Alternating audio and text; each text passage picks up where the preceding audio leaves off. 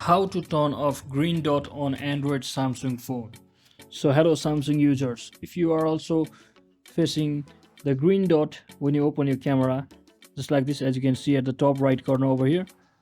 So to fix this, what you can basically do is simply head over to your settings, and inside your settings scroll all the way down until you see about phone section, and from over here just click on software information, and just make sure you tap on this to enable your developer option.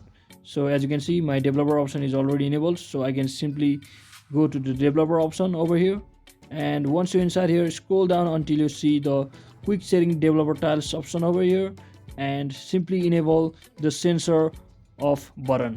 So once you enable, what it does is it will prevent from unauthorized access to the camera. So what you can do is simply scroll down until you see this sensors off button. So when you turn it on, you can't actually access any camera or any sound frequency, so I am having to record it again using my another voice after video editing. So as you can see, it will prevent all of the frequency. So that is exactly how you can turn off your green dot on your Samsung device.